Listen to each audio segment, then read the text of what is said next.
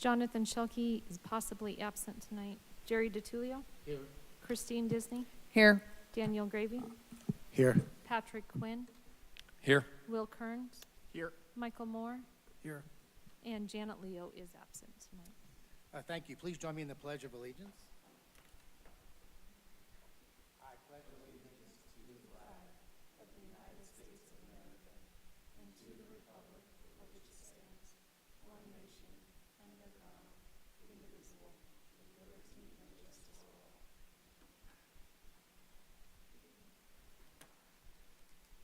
Are there any changes to the agenda tonight?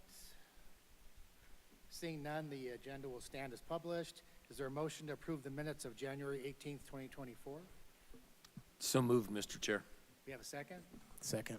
We have a motion and a second. Any changes to the minutes? Please poll the commission. If you're new, please vote yellow. Motion approved. Thank you. On the public forum, this is a time for any person to speak on any subject not appearing on the agenda. Public comments are limited to 3 minutes. Do we have anybody on Zoom for public comment tonight?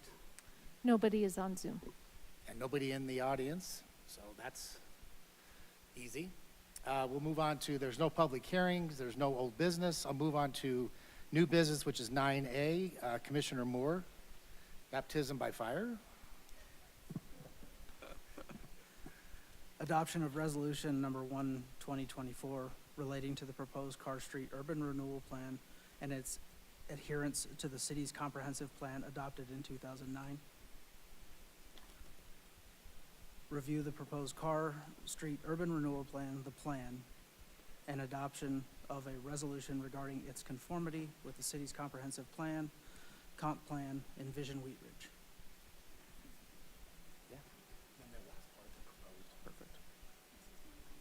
The proposed plan anticipates private investment within its boundaries, which will primarily be zoned industrial employment, i.e.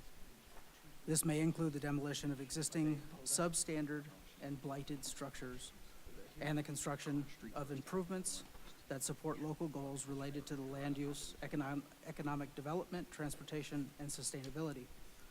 A portion of the plan area includes a small grouping of residential, including affordable, multifamily, and small amount of commercial retail. Thank you. Move on to our presentation. Thank you. In fact, we were trying to get this up. Did you read both? No, we're just reading. You wanted? Why don't we do both, Mr. Okay. Chair? Maybe you could explain what we were going to do. So we're going to read both the introductions, and then we'll take 2 separate motions. He's going to do both presentations. So Commissioner Quinn, do you want to go ahead and do 9B? Yes, thank you, Mr. Chair. 9B would be the adoption of resolution number 2-2024 relating to the Lutheran Legacy Urban Renewal Plan and its adherence to the city's comprehensive plan adopted in 2009. Item, review of the Lutheran Legacy Urban Renewal Plan, the plan, the adoption of resolution regarding its conformity with the city's comprehensive plan, Envision Wheat Ridge, adopted in 2009, the comprehensive plan. The Lutheran Legacy Urban Renewal Plan intent. The plan anticipates private investment within its boundaries, including residential land uses, a high standard of development, demolition of existing blighted structures, and the construction of improvements that support local goals related to land use, economic development, housing diversity, community services, transportation, and sustainability. Thank you. So we've introduced 9A and 9B, and you're up. Thank you very much, Mr. Chairman and members of the Planning Commission. My name is Steve Art. I do dual role with the city. I do the economic development end of it, and I also am the executive director of the Wheat Ridge Urban Renewal Authority. The reasoning that we are tying these both together into pretty much one presentation is because, as I tell my new board members on urban renewal, you've seen one urban renewal plan, you've seen them all. They're pretty much mirror each other as they go along, because they're really about, they normally say 50,000 foot views of things. Urban renewal plans are about 100,000 foot views of what is going to occur in the community, because ultimately it's the city's comprehensive plan, the planning commission, the planning division that drive what specific elements of a specific development will look like within the community. So we're going to start off with the Carr Street Urban Renewal Plan. Wondering if I want to get this thing. There we go. See if this works. There we go. This is the plan area. Most people don't even know this is part of Wheat Ridge because it's kind of down in a lower shelf of Wheat Ridge. But if most people know where the U.S. Truck School is located, along Carr Street, that is really the center area of the plan area. And then it proceeds to the east and ends at the terminus of Johnson Park, just along Wadsworth there. And then as you move slowly to the west, it looks like it encompasses I-70. It doesn't encompass I-70. It encompasses those areas along I-70, the roads on both sides that are in the city of Wheat Ridge.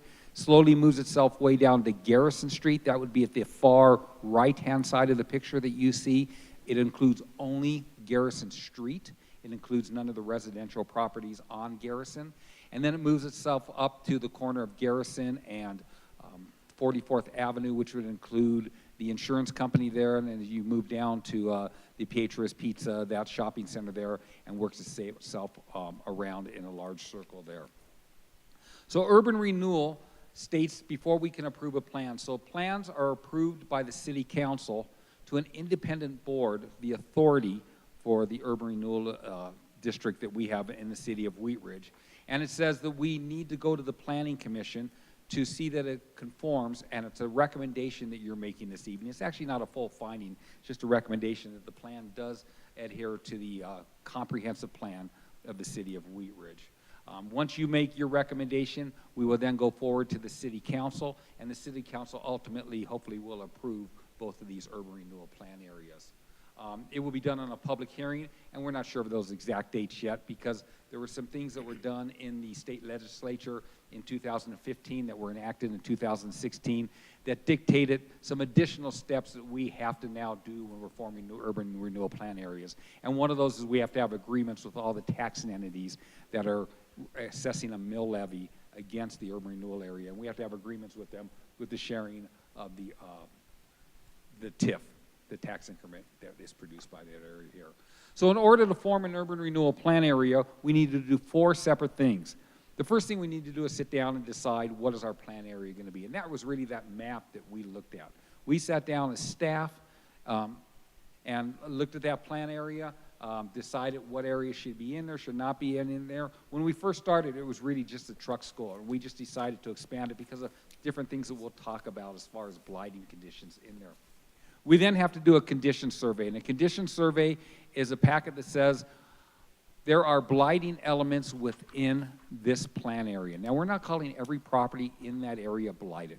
We're saying within this plan area that you're looking at this evening, there are blighting conditions in there, and I'll show you the list of what those blighting conditions are in just a second. Next thing we're going to do is we have to form an impact report. The impact report says, okay, by us using tax increment financing, that is by us utilizing that property tax that normally would go to the county, to the special taxing districts, now comes the Urban Renewal Authority to help do public improvements to spark economic development, new jobs, improved infrastructure in those areas there. And it has an impact on those agencies. So we created an impact report that was distributed to all those taxing entities, and they will have a chance to comment on them at this public hearing. And the final thing that we do is we create a draft plan, and that draft plan was in your packet this evening. That talks about really that 100,000-foot level view of what an urban renewal plan will do for that specific area. These are the blighting conditions, and I'm not going to go over through all of them with you right now, but it really talks about these are the 13 blighting conditions that are in state statute that say you have to meet 4 of these before we will allow you to form an urban renewal plan. And we have figured out that there are more than 4 of those in this area. So within the Carr Street Urban Renewal Plan area, inefficient street layout, poor lot layout, it's unsafe, it's unsanitary there.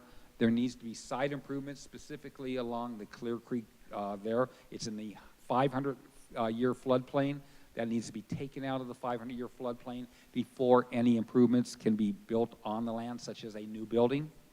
That's what tax increment finance can be used for, to help take it out of that floodplain. There's poor infrastructure in the ground there. There's endangerment there, public safety, as well as vacancy in properties along there.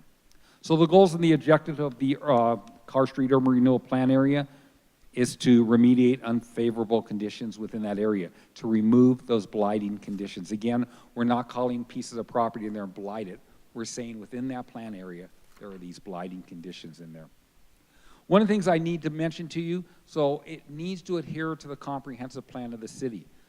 But since that plan was done in 2009, there have been additional studies that have amended Envision Wheat Ridge. And one of those is the 44th Avenue sub-area plan that was approved in 2023, I believe it was, just less than a year ago. I believe this commission actually saw that plan and did have a chance to comment on it.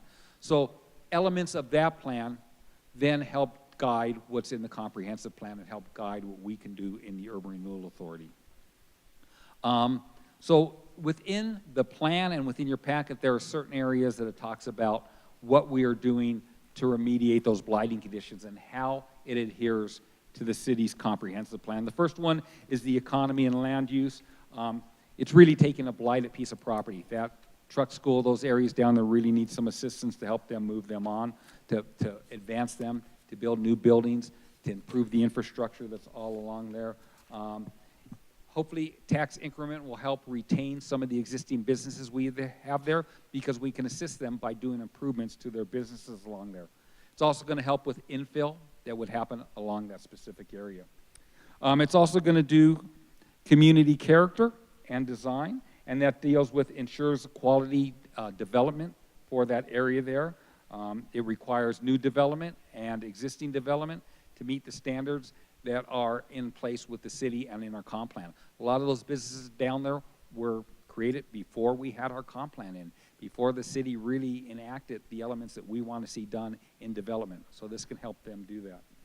It can help with transportation in there, new infrastructure, new roads, new multi-transit areas in there. Perhaps a bus someday will get into that area there and help move employees in and out of that area. Community services, along there you have the Clear Creek, and that Clear Creek Trail certainly could use some help. Using tax increment financing can help make that trail a lot more efficient and more enjoyable for the employees there and the residents of Wheat Ridge and other communities that utilize that trail along there. A sustainable future. We're always looking for jobs, jobs, jobs. People don't realize that jobs really drive a municipality. And so if we can improve that area there, build a new building, the U.S. Truck School has been sold, that site there, to a developer who wants to put up about a 400,000 square foot building approximately there, which will drive new employment to Wheat Ridge. These people need to live somewhere, they need to eat lunch somewhere, they're going to go shopping afterwards, they're going to go to the restaurants in the area here. So building that is going to help the sustainable future of Wheat Ridge. Again, as I mentioned, the 44th area sub-area plan, while this plan area really just touches the Garrison portion of it, it really is something to start enhancing what's going on in the 44th Avenue sub-area plan.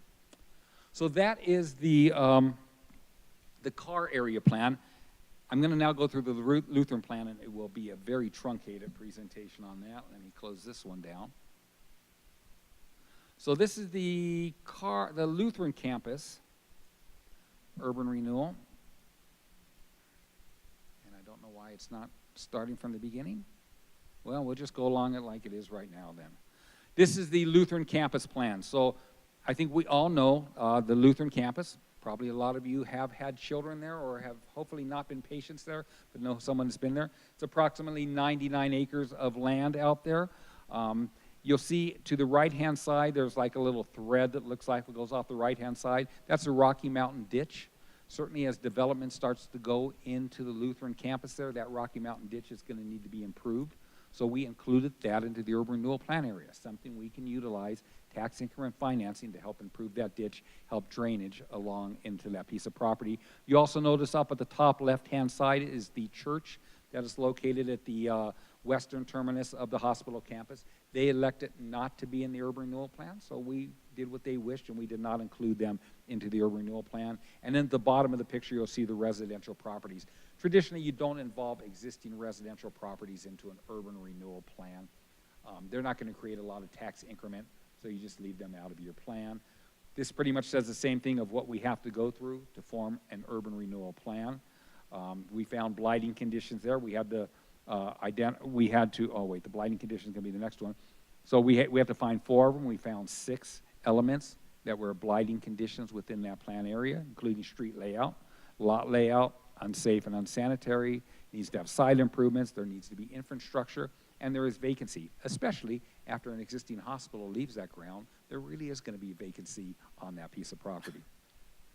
The plan purpose is here, again, to reduce, eliminate, and prevent the spread of blight within the plan area. The plan vision is pretty much the same. It's really to develop the Lutheran Legacy campus. Now, an urban renewal plan does not spell out specifically what will be on the property. It doesn't say, thou shalt build X. It just says, thou shalt help remediate blighting conditions. So within the plan that came up, that was done by the Lutheran, the owners of the Lutheran campus and the citizens, looked at 2 scenarios. One of those was a medium density mixed use project with a diversity of housing, passive spaces. And another scenario says it's going to be a little higher density there, flex use, mixed use development, office, retail, employment. I can't tell you what it's going to be, and an urban renewal plan will not dictate what that should be. That's ultimately whoever purchases the piece of property that goes through the rezone, comes to the city, and gets blessing from the city council on what wants to be built on that piece of property. The plans and goals will be really to implement the Lutheran Legacy Master Plan. So we have the 44th Avenue sub-area plan that was incorporated into the Envision Wheat Ridge, the comprehensive plan. The same thing with the Lutheran Legacy Campus Master Plan was incorporated into Renewal Wheat Ridge. The adherence to the comp plan are pretty much the same thing. Economy and land use are very valuable in that area there. Talks about that we are going to build structures that are of high quality there. They're going to be amenity to the communities, that are going to provide housing for our citizens. Maybe someday City Hall will be located in that area there, but there are many things that we're looking for as we move forward. The next one is neighborhood and housing. So by using tax increment financing, we can start building new neighborhoods in Wheat Ridge. These people are going to shop in our stores. These people are going to eat in our restaurants. These people are going to be a valuable member of our community. And so by using tax increment financing, we can start building a vibrant neighborhood community. Again, neighborhoods and housing are an important part of what we'll be doing, so we'll be looking into those. Tax increment financing will be used to help put in that infrastructure of that piece of property there to help advance the goals of the comprehensive plan. Community character and design. We will build quality, energy-efficient buildings that are a complement to the city of Wheat Ridge. We'll ensure that there's quality design. Ultimately, that's not the Urban Renewal Authority that does that. That would ultimately come down to the city council and the planning division to decide what that quality is. But once they have blessed it, because we kind of are at the will of what the city council wants to do. If the city council blesses whatever development's going on there, we can utilize tax increment financing. Community services, that's going to have a large component. The citizens want to see some green space in there, especially in that Rocky Mountain ditch area that you can't build on top of it. So I think you'll see a large component in there. If you go out to the campus right now and go to the southern end of the campus, there's real nice walking areas along there. Walk along some nice green belt along there. I'm certainly sure that will be maintained in the plan moving forward. And if a developer decides they want to use a tax increment financing, it gives us a chance to spell out exactly what we want to see in that open space as we go along. A sustainable future. New homes, again, are going to bring new residents, are going to bring additional dollars to the city. I know there are people out there who really don't like growth and development a heck of a lot, but that's what kind of drives the city. That's what keeps us to be able to keep police out on the street, our streets safe, plowed, and everything that goes along with that. The detailed recommendations and considerations will be an aspect that's on there. Let me get to that page. So we hope that the community's vision of what that sub-area plan will help drive what the development will look like, but ultimately, it's whoever buys that piece of property what that property will look like. So again, as we did with the last plan, we're here tonight to answer any questions and get your recommendation that both of these plans do adhere to the comprehensive plan in Vision Wheat Ridge. Mr. Chair, I'd be happy to entertain any questions. Thank you. I think what we'll do is we'll go to public comment if we have any, then we'll come back for commissioner questions and comments. Do we have anybody on Zoom for public comment on 9A or 9B tonight? Nobody on Zoom tonight. Thanks. So I'll go to the commission. Commissioner Kurt, or Will, do you have anything? Commissioner Gravy? Yeah, thank you for the presentation. You're welcome. On the Carr property, you know, I was drawn obviously to the fact that, you know, it encompasses so much of the area surrounding the Clear Creek. And you had mentioned briefly about the floodplain designation. Can you speak a little bit more detail about that in terms of if, you know, when that was designated and if the redevelopment would change the way that's kind of understood? So I'm not Mark Westberger, who you probably have heard from many times here. Mark Westberger runs our floodplain plans here. And Jana, you may know some about it also, so I'll let her chime in if she chooses to. That entire area, when it rains, floods. A lot of those houses are highly impacted. A lot of those businesses cannot get insurance nowadays because of the impacts when Clear Creek does overflow. If there were to be a 100-year or a 500-year episode in there, it would impact a large portion of that area there. This would allow us to raise up Clear Creek, not the creek, the area around the creek, so that it would not flood. What that would lead to is lower insurance rates and ability to get insurance for a lot of these businesses and the residences along there.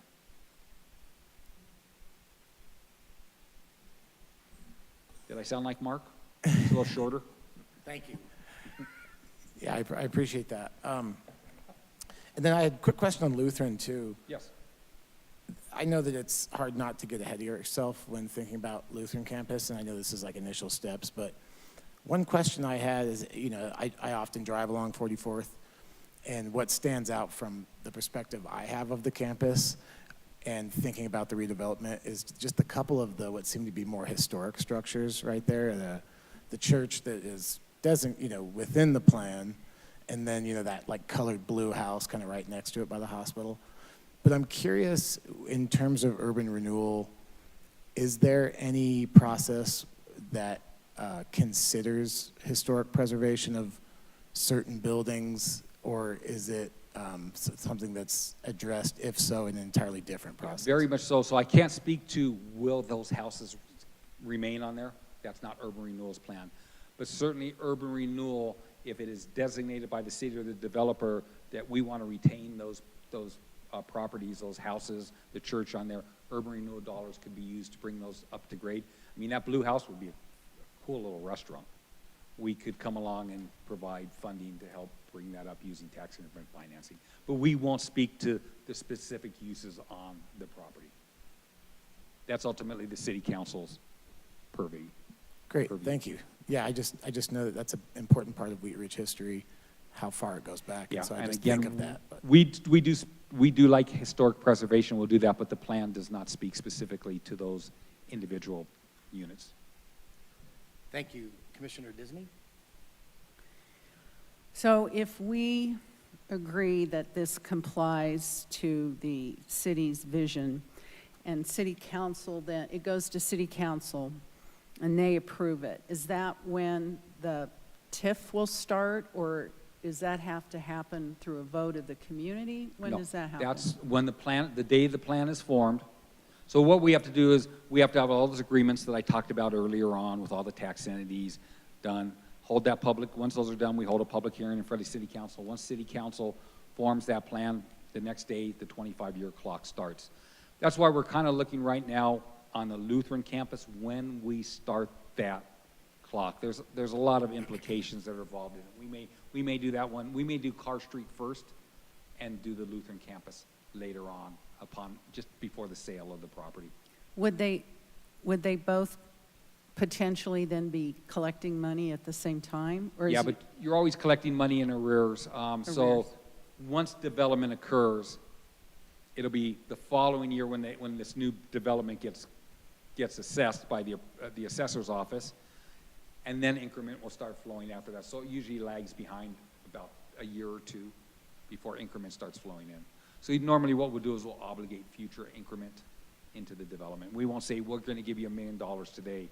We're going to say, in the next 25 years, we're going to give you up to $1 million, or 25 years, whichever occurs first. Okay.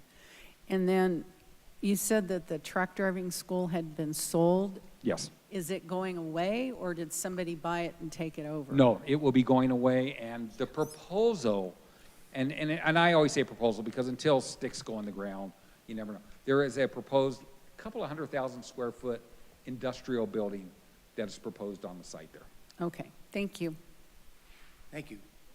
But Commissioner again, Moore? Ms. Disney, we don't look at the specific development. The plan just says remediation of blight, and by building that building there, putting infrastructure and new roads, taking it out of the floodplain is going to remediate blight. Commissioner Moore?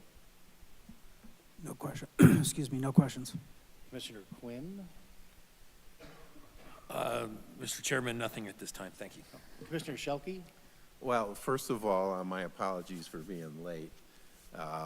But yeah, and maybe you've already answered the question, but I'm really concerned about the whole issue of the recreation value in the Lutheran site that you mentioned, the trail.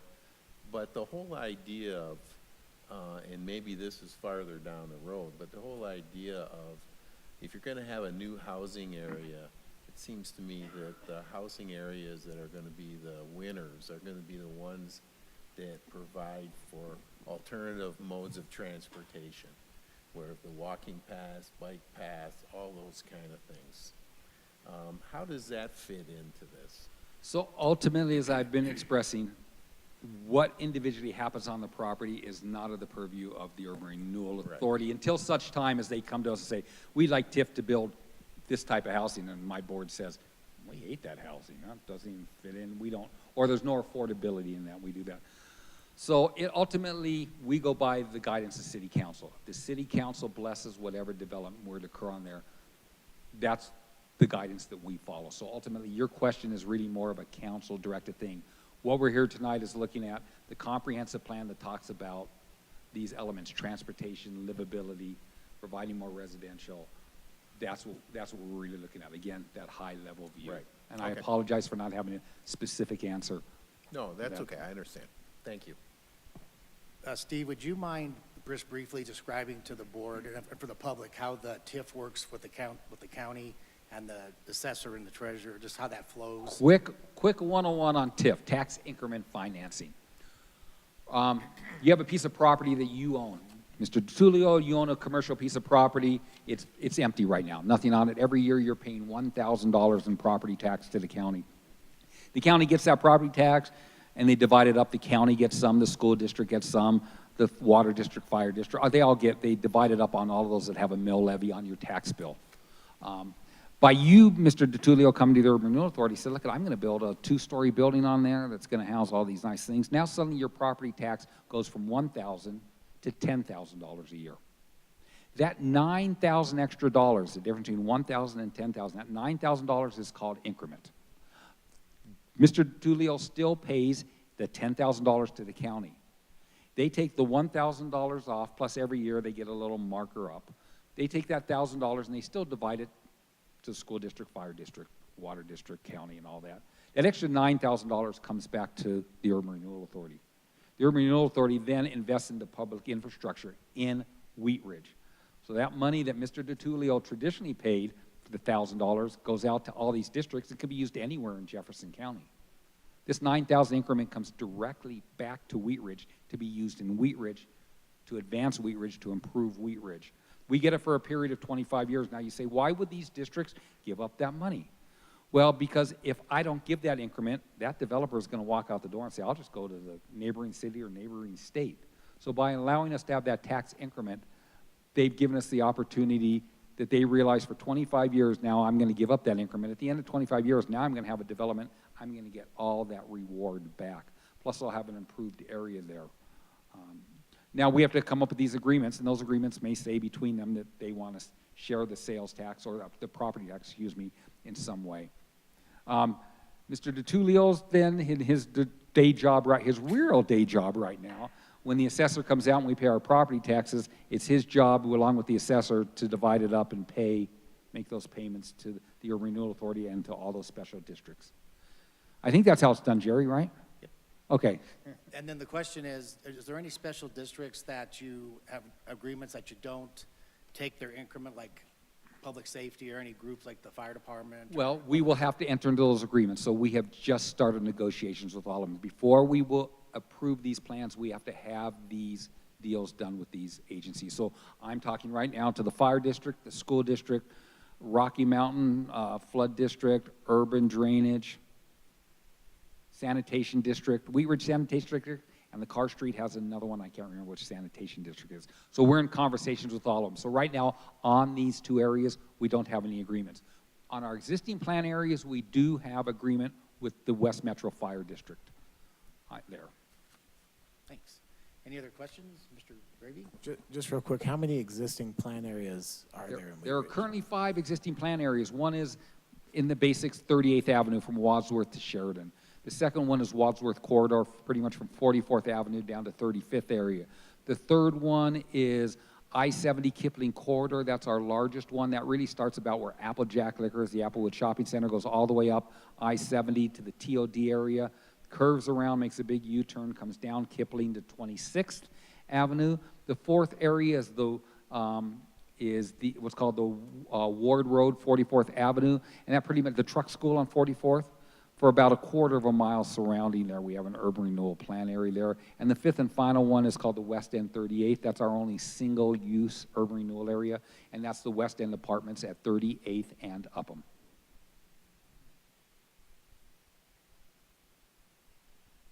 Just so everybody knows too, so when that $9,000 goes back, is collected on the TIF, the county, the treasurer's office sends that $9,000 to urban renewal, and they have to divvy it up amongst those different properties that are under urban renewal because there's different agreements. So one property may get 1,000, another property may get 2,500, correct? And then you have to do all that calculation on percentages. The month of January, I wrote 24 checks to different agreements that we have in the city of Wheat Ridge on urban renewal. So a lot of people don't know what we're doing, but if you drive around town, I mean, just to highlight quickly a few of those on 38th Avenue, we're doing the new barbecue place. We did the new patio outside of the bowling alley. Clancy's is going to be extending their patio. Perrins Row is one that we did. We pretty much assisted in the corners of Wheat Ridge Shopping Center, the new Sprout Center called Kipling Ridge Shopping Center. We invested into that. The Gold Center at 26th and Kipling, we've given them about $3.5 million to aid them. We helped Clear Creek Crossing in there. Up at the TOD area, the new apartments, we did a TIF with them. So we're really active all around town. And small businesses. Heidi over at Swiss Flower and Gift Shop, she's got is it Swiss Flower and Gifts? It's just, well, we assisted there. So we do large business, small businesses, anything to advance the city of Wheat Ridge. Do we have any other questions or comments from the commission before we go into emotions? Mr. Moore, motions in order for 9A? No, he'll read the B. So you just read the, or the denial.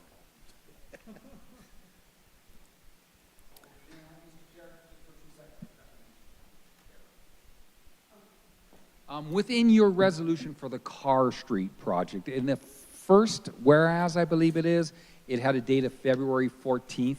And if you look at the Lutheran Legacy one, it mentions March 26th. They both should be the same. They should both reference the March 2023 date. Ms. Easley has made the changes, so when the chairman does sign the resolution, she has the correct ones. That's the only one. It says the city council found blight in March. I had put today's date. We didn't meet with them today, so back in March. And there, so that correction in that resolution has been made, and make sure you're aware of that. Thanks. Okay, motions in order for 9A? Recommended motion. I move to adopt Resolution 1, 2024, finding the Carr Street Urban Renewal Plan is in conformance with the Wheat Ridge Comprehensive Plan and Vision Wheat Ridge. Is there a second? Second. We have a motion for approval, second by Commissioner Disney. Comments on the motion? Please poll the commission.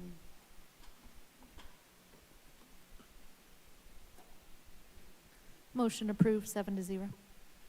9B, Commissioner Quinn, a motion's in order. Thank you, Mr. Chairman. I move to adopt Resolution 2-2024, finding the plan is in confirmation with the Wheat Ridge Comprehensive Plan, Envision Wheat Ridge. Conformance. What did I say? Confirmation. Oh, conformance, sorry. Is there a second on the motion to approve or to adopt? Second. We have a motion to, seconded by Commissioner Kerr. Any questions? Please poll the commission. Motion approved, 7-0. Kearns. Commissioner Kearns, excuse me. I'm thinking of Andy Kerr, the commissioner. Thanks, Steve. Okay, we'll move on to 9C, which is the CU Student Research Opportunity presentation by Jake Karras.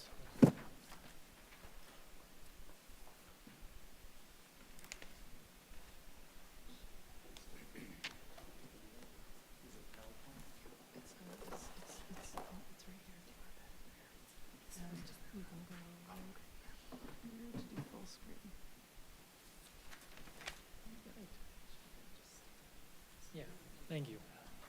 Hi, I'm Jake. I'm a doctoral candidate at the University of Colorado Boulder.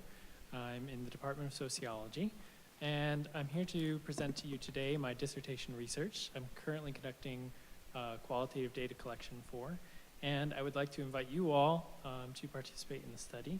And we felt it was most appropriate to give you a presentation briefing what the purpose of the study is and what it's about, and hopefully the kind of lessons and objects that are part of my study are also interesting to you.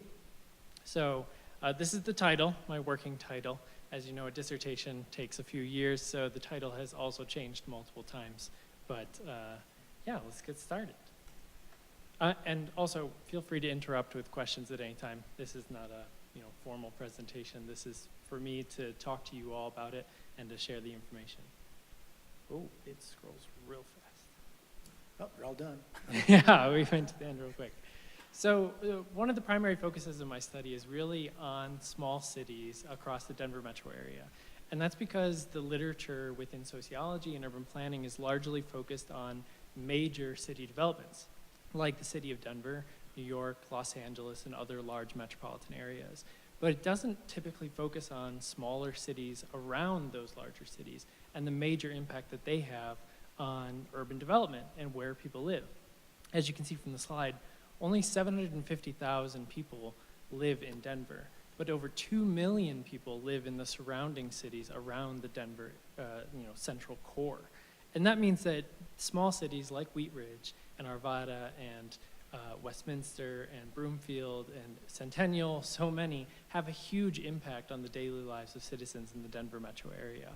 And when it comes to public health, as planners and planning commissioners, you all have a major impact on what that experience is like because you're designing and approving the projects that become their homes, their businesses, their sidewalks, the parks and trails that they enjoy. And this can have a major impact on their daily lives as well as their ability to live healthy, sustainable, healthy and sustainable lives.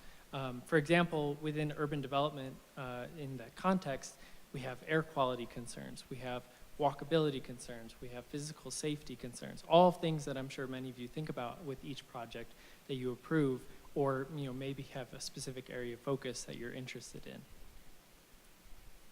Oh, we are really jumpy, sorry. The study that I'm focused on is, again, really trying to answer these questions about public health and housing development and just general development within these smaller cities because right now the Denver metro area, according to Dr. Cog, the Denver Regional Council of Governments, we're short about 70,000 housing units across the entire metro area, not just the city of Denver, the whole metro area. And so there is still a good degree of growth that's expected for the whole metro area in the future. A lot of the controversy comes to your meetings. It comes in the process that you hear on a regular basis. Your city councils here in the small cities across Denver Metro, and that's traffic, overcrowding, the need for better development, need for expanded parks, protecting those green spaces. And so we really have to deal with those conflicting experiences of our residents across all these different cities, and that's really challenging, especially when we do have to worry about local economies, making sure people can get to work, but also we're concerned about their health and their ability to go for a walk and, work, or I should say a walk with your dog and enjoy that experience, as well as get that exercise that really helps promote respiratory health and cardiovascular health for every person who lives in your neighborhoods. So some of the research questions that I'm focused on, these are 4 key questions that I'm studying. Again, a dissertation is not a small feat. It's going to be over 200 pages. It's currently 100 pages long, and that's just to explain the problem. So these 4 questions are the best I could do to summarize it down.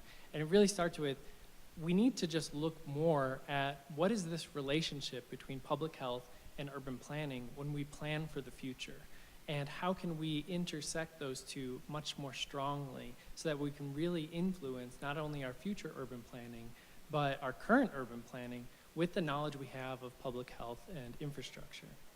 Secondly, I ask questions about what are the types of discussions that are going on in these smaller cities now. The discussions you all are having at this commission, as well as on your city councils, are really important to understand. What are the types of discussions you're having? What are you talking about? What is important to you all? And that needs to be documented within the literature, because what's important to you in smaller cities is going to be different than the experience of Denver or New York or all these other larger cities I've mentioned previously. Thirdly, we have a discussion on the urban growth machine. That may be a theory you're not as familiar with. I'm happy to provide citations at the end if you're interested in these topics. And there's a real question of whether or not these major theories that have been presented within the sociological and urban planning literature actually apply to your experience within the city of Wheat Ridge or within Broomfield and Arvada. That's one of my primary questions, and I want to test that theory by asking you all what your experience is and what the experience is of the planners who work in all of these cities. And if those theories don't pan out, that means we need new theories to actually work from in these fields to help us better understand your experiences.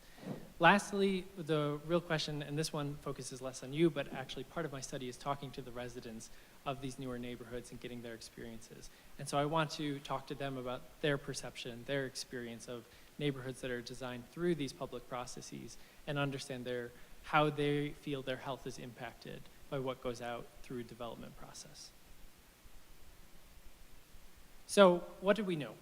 The key part that I really hope you can take away from this process is that when we combine public health, urban planning, and sociology, which is my specialty, which is the study of just the human experience of living in society and having to work together and building these beautiful communities that we have, the thing is that the built environment has direct and observable impacts on people's health and their lives. These community health indicators are used by our public health departments at the county level or in other areas, by our local medical facilities. And those health indicators are sometimes very poor, and some things that we need to address, such as cardiovascular disease. We know heart disease is one of the #1 killers in the United States. And that's concerning when we know one of the simplest solutions to improving cardiovascular health is going for a walk each day with your dog or maybe with your partner. But there are tons of other factors that are built into the built environment that may constrain us from living healthy lives, or they may help us live those healthy lives, such as when we think about green spaces and enjoying our community spaces.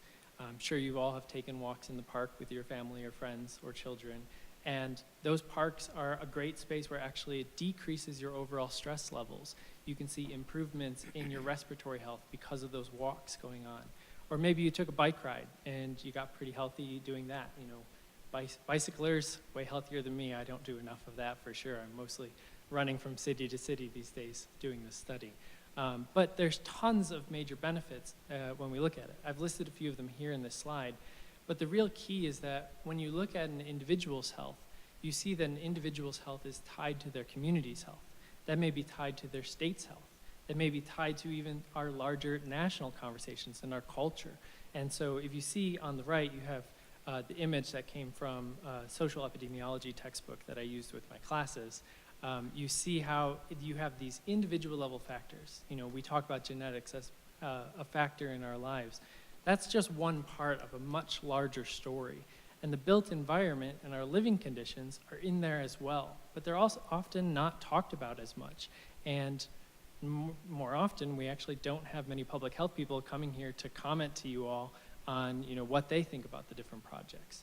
And so what I'm trying to do in the study is really think about those and how can we communicate better across all of these different aspects of our communities to give a broader perspective as well as incorporate health and thinking about health when we design and develop the future for our cities. One of those examples that I think is really key and may come up in your work fairly regularly is when we think about neighborhood design and the connectivity of these different neighborhoods. You may have heard some of the planners talk about, you know, connecting street grids, integrating spaces better where people can traverse those boundaries in a smoother way. This goes back all the way to Jane Jacobs, who really identified some of the first gaps in the study of urban planning, where she found that, you know, highways or railroads or blighted neighborhoods like you were just reviewing may actually cause boundaries to spread up where people can't actually walk through them or don't feel safe enough to walk through there. But also when you look at it and you look at your zoning plans and your comprehensive plan, we're looking for the diversification of those neighborhoods where you have access to a grocery store, you have access to a local restaurant, a place where you can socialize, you have access to a variety of public amenities that's either provided by the city or provided by local businesses. And just within those same areas, you can see how when you have a low diversity, it can have a pretty significant impact on your ability to traverse those neighborhoods. And so these are the types of questions that we look at within comprehensive plans, and I'll also be looking at within comprehensive plans across all of the cities in the Denver metro area of how are we thinking about connecting neighborhoods, building stronger social relationships, and in the process, improving health by improving their social lives as well. And so these is just one example I think is a great visual that people are really able to grasp onto.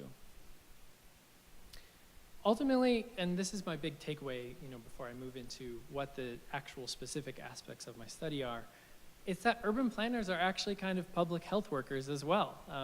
They know quite a bit about it. They might not always tell you. I've been fascinated in interviewing urban planners across the region, just how knowledgeable they all are on public health, as well as their day jobs, the city zoning codes, and their experiences working through all of these paperwork and documentation with developers, with you all, with so many different individuals. They bring a wealth of knowledge to the experience. And specifically, a lot of people don't realize that actually within state law, the comprehensive plans, otherwise referred to in state law as the community master plans, but we more commonly know them as the comprehensive plans, and every city has these, they actually were originally set up to really be promoting health. It was one of the first concerns when these projects were implemented, particularly in the 1950s and earlier. There were some plans in New York City and San Francisco that were implemented as early as the 1910s. And so promoting health, safety, order, convenience, prosperity, and general welfare are right up in the state law about why that plan exists. And yet quite often we find that health isn't even mentioned outside of maybe the parks section of many comprehensive plans. And so that can be really important when we're thinking about it. And I've seen conversations on many different commissions where they're trying to understand how can we integrate health into that conversation when we see it is an important part of developing our comprehensive plan and it's in the state text of what's being recommended for a part of the plan. And so I also just, hands down to the planning commissions and to the, all of our city workers that are putting together these plans in the first place. I know they're a ton of work. I've read many of them, hundreds of pages of long, again. But yeah, so it's kind of also a shout out to all the great people that do work across these communities. So for my actual study, you'll see there's just two general methodologies, and I'll keep this brief. You don't have to read the whole thing. My first key methodology is ethnography. And really that just sums down to I'm going out into these communities every community and doing the best I can to actually connect and experience those spaces. I'm not just asking for your feedback, I also go visit the neighborhoods and places that people recommend to me. You have to experience it for yourself in a lot of these places, particularly when I'm trying to take the physical, tangible experience of somebody's neighborhood and put it into words on a page. I find that ethnography is a key part of the study, although it will slow down my dissertation by, a good 6 months. The key part of ethnography, though, is really engaging with that experience of the places that we're living in as a researcher myself, and trying to step into those spaces in a different way. Especially when we have such a vast number of communities. Again, I've named all the different cities that I'm asking to participate in the study. I've been trying to go to every single one of them myself and experience the different sections that each of the community members who have talked to me have recommended. And I've gotten some great recommendations, particularly for restaurants, so that's always a wonderful experience.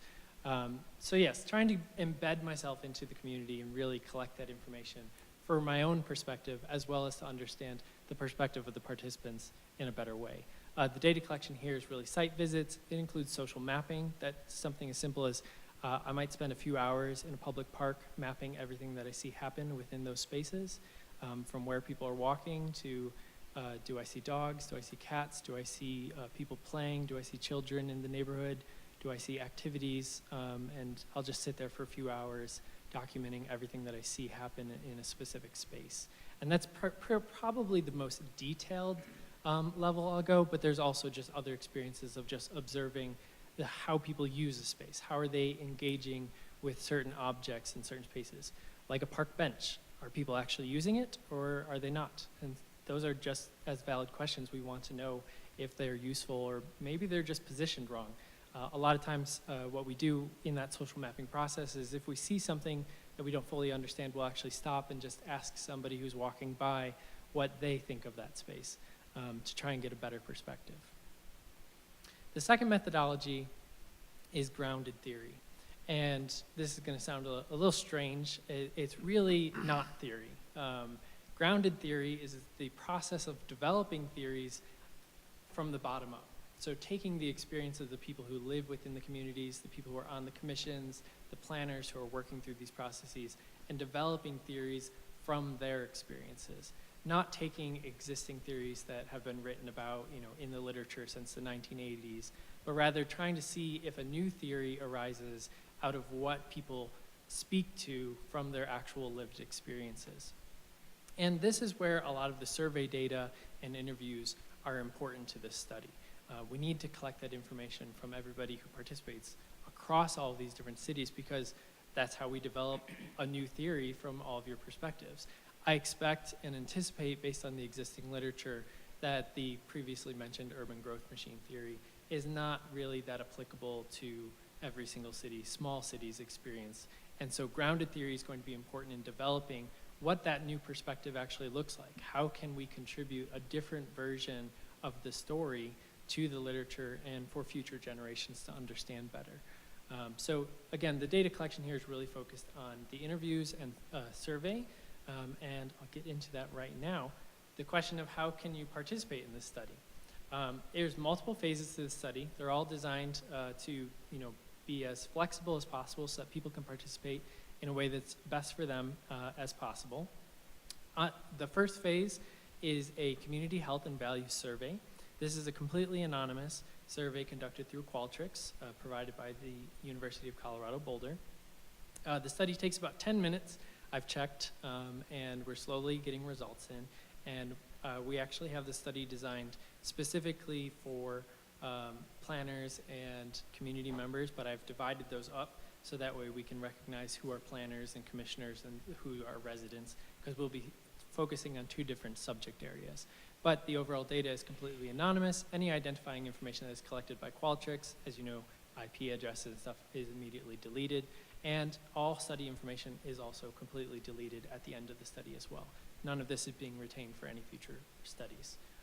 So data security is obviously a very large concern at the university, especially when we're talking about health and health concerns and your opinions. So we really take data security seriously, and it's something that I wrote a number of pages on for how to protect the data. in particular. That survey is relatively short and straightforward. I hope you'll join us on that survey. The link will be provided. I think, Jana, you already have the link to the survey, and you can share that out. I don't know who takes it other than what neighborhood you're in, so I won't know if anybody participates, but I really hope you do, and also feel free to provide feedback to me directly at any time. The second phase of the study is the semi-structured interviews, and this is where I'd love participation, but I understand people have busy lives. It's 1 hour, can be in Zoom or in person, and I'm also happy to buy you a cup of coffee if you're available for it, because I know, that's about the max I can offer, and it's a full hour of your time. But this is where we really get to understand your experiences as a commissioner or as a planner. I've also invited your entire city staff to participate in the study, as well as all of the cities from around your nearby communities. And so it's really exciting to get to hear all these different perspectives and ideas and experiences and bring them all together into one thing. Those interviews are specifically tailored to your experience as a commissioner, as well as or to a planner. And I have separate protocols developed and questions abound. So actually, most of the time I don't get to ask all of the questions I have, but rather I try to go with the flow of the conversation and benefit from your experience and what you'd like to share. You're not expected to have any public health background or information for this. I have questions that are as simple as asking what types of healthy behaviors do you see within your neighborhoods when you go out for a walk. And they can be as simple as that, or they can get more complicated. I have backup questions on questions to really kind of probe the ideas and the experiences you all have. There is a second part of the study, and this will be happening later in the spring towards summertime when you can go out for a walk. This is the participatory research part of the study, and we don't have to go too much into detail here, but if you do participate in the interview, you'll be invited back to participate in this phase 3 and phase 4 part of the study, which is really where you get to become the researcher, and I send you out with a series of prompts to explore your own neighborhoods in your own city in the same way that I'm doing, and come back with your opinions. And that's the total of my research. Hopefully there was something interesting there for you all. If you're interested in some of the different theoretical backgrounds or in the literature that I've used, I've highlighted some of the key content in the PowerPoint that can be shared with you, as well as some of my favorite books on urban sociology and urban literature that have influenced the reason why I've come to design this study. So yeah, thank you all. Thank you. Any questions, comments from the board? If- Commissioner Gravy? Oh, sorry. If we want to participate, who do we tell? You can either speak to Jana, she has my email already. You can also see my email is on the slide, and you can contact me directly. Either way, I believe I'll hand it over to you. Yeah, I'll go ahead and send out that link and Jake's information as well, so you will have a link to the survey and his contact information. To the entire commission? You'll send the link out to okay, thanks. Yeah, and if you have any questions about the study as well, again, like data security or what types of questions there are, I want to emphasize that you're not obligated to participate in any way. There's no obligation to continue the study. If you start part way and you decide that the interview is not your style, you are free to leave and have your information withdrawn from the study, as well as the survey and lots of other things. So there's lots of flexibility. I'm allowed to really work to make sure that you're comfortable in that part of the study.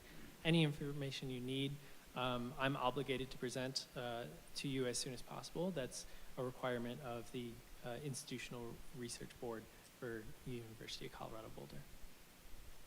Mr. Gravy, did you have a question or Just comment? real quick, what was the name of that book that you had on one of the slides? Was it Green Growth Machine? Oh, so there's, did I put that in here or? So these are the books I put in. The one on the slide earlier? Yeah, no, I saw it too. Oh, in this one? Yeah.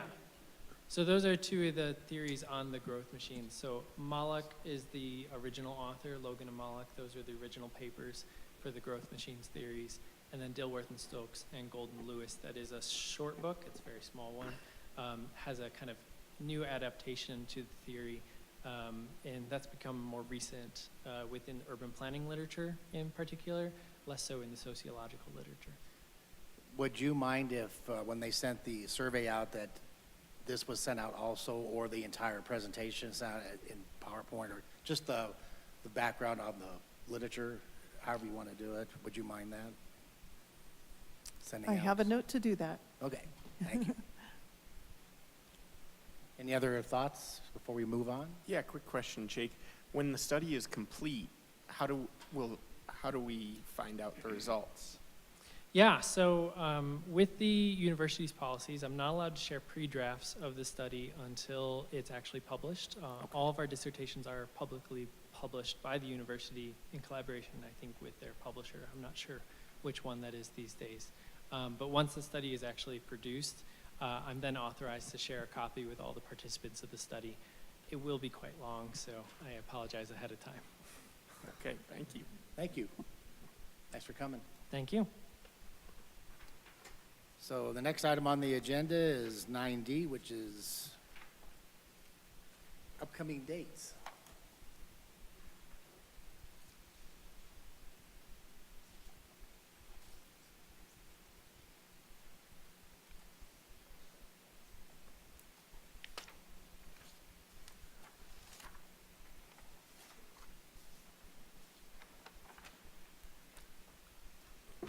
All right, thanks for your patience there. Okay, upcoming dates. The next meeting date is March 7th, and we will not be having a meeting on March 7th, so you are free that evening. We will be having a meeting, and it's fairly well confirmed, on March 21st. So please mark that on your calendars. As an adjunct to that, I wanted to mention that you recall the bylaws conversation that we had a couple of months ago, and the bylaws are getting ready to be adopted. We expect them to be adopted on later this month, on the 26th. And so, along with that, Section 2-53 of the code is also getting amended, and that pertains to what's related to the next meeting, which is, would go into effect, the new code would go into effect March 1st. And the bylaws reference this section of the code, particularly in the section under absences. And you remember we had a discussion on absences and what's excused and what's unexcused, et cetera. So we are going to be implementing a little bit different strategy, since we need to keep you all reminded of, we need to know if you're going to be absent from a meeting. Know that you're going to be absent, not with illness or something that just unexpectedly came up that you couldn't attend.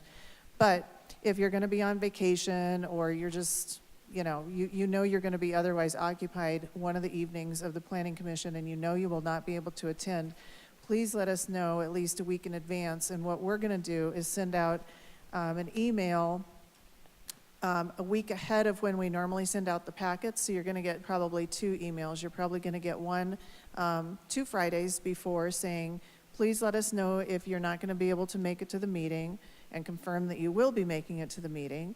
And if you're not going to be making it to the meeting, just, I'm going to be on vacation or whatever. And then you'll still get the packet email on the Friday before the meeting. But we just want to kind of ease you into this so that you remember to let us know at least 7 days ahead of time, because that is in our code.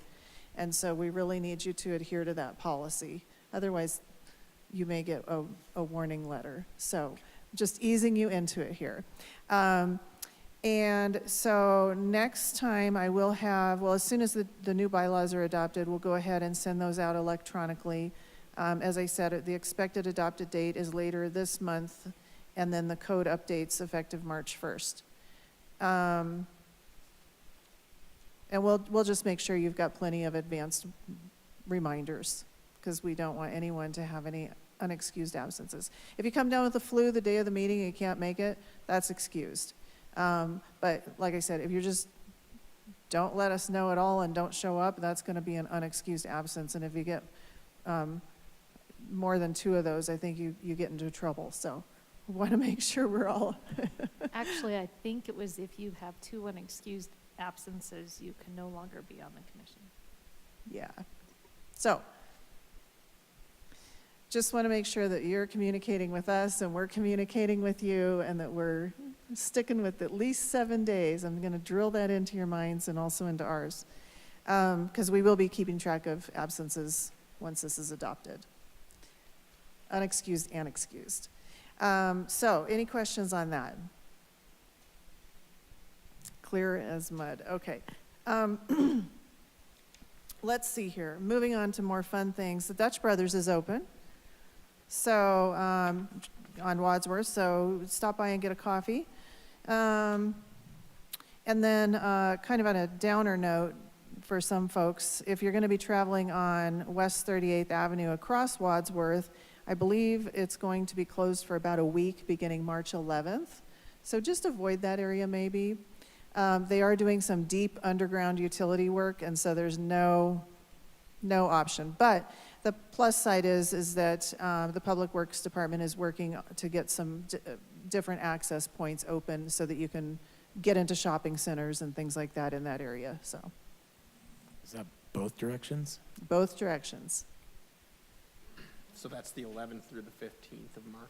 I believe it's the 11th. It was the last I heard, and I think she said for about a week. So I'm not going to give you a specific date, but just keep it in mind. So if you don't have to travel on 38th in that area, you might not want to. But again, the business accesses, we're working on getting those open so that there's some workarounds to get to where you need to go. I have a question. I don't think you can answer it, but maybe you could pass this concern along.